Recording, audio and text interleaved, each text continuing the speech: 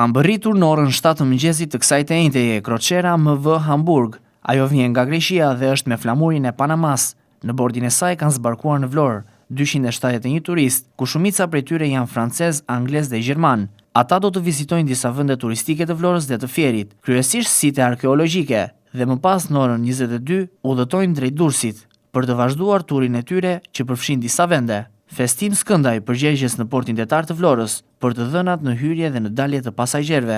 Thot se kjo është Crociera më e madhe që ka vizituar ndonjëherë Vlorën. Ai e sheh si një augur i mirë për një sezon turistik të mbar. Jo, Crociera ka mbritur nga Korfuzi në Sarand dhe do të vazhdoj udhëtimin sonde në darkë për Durrës dhe interinarin e saj caktuar, sepse Crocierat grafikun e tyre kanë gjithmonë të parashikuar një vit para, si thonë, për të përcaktuar portet që do të prekin. Emri Crocierës është Hamburgu dhe është nga më të mëdha që ka ardhur në Vlorë dhe vim për herë të parë.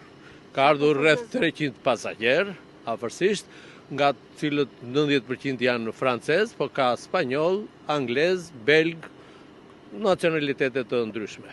Ai do të shndrojnë në Vlorë dhe turistët do të vizitojnë destinacione ndryshme si turistët kanë zbritur në këtë momentin që ju keni ardhur, sepse ata janë të planifikuar nga shoqëritë që i presin dhe me autobuza dhe i kanë përcaktuar pikat që do të vizitojnë.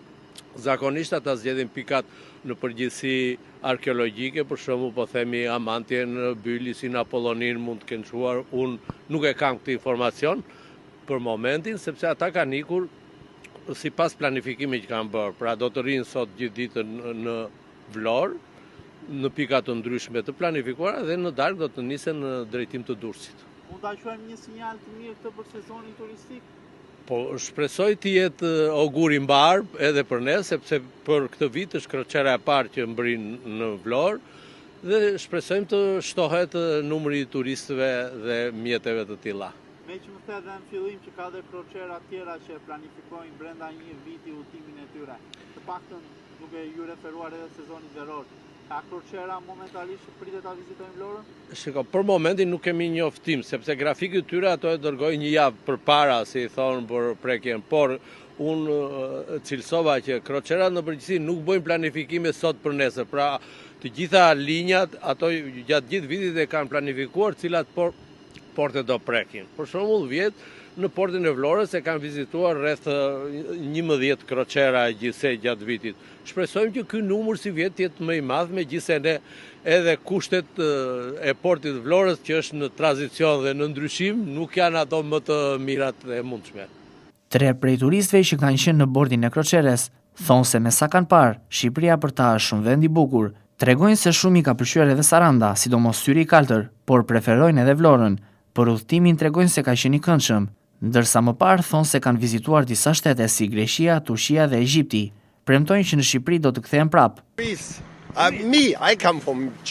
Vi nga Gjermania, është hera ime e parë në Shqipëri. Kemi vizituar syrin e kaltër dhe na pëlqen shumë. Shqipëria është shumë e bukur. Do të kthehemi sërish këtu.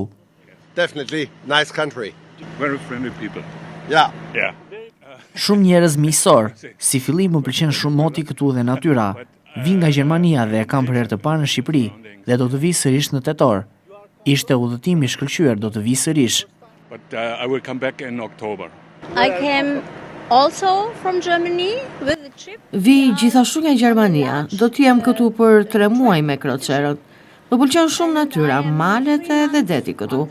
Isha në Greqi dhe në Turqi para se të vija në Shqipëri.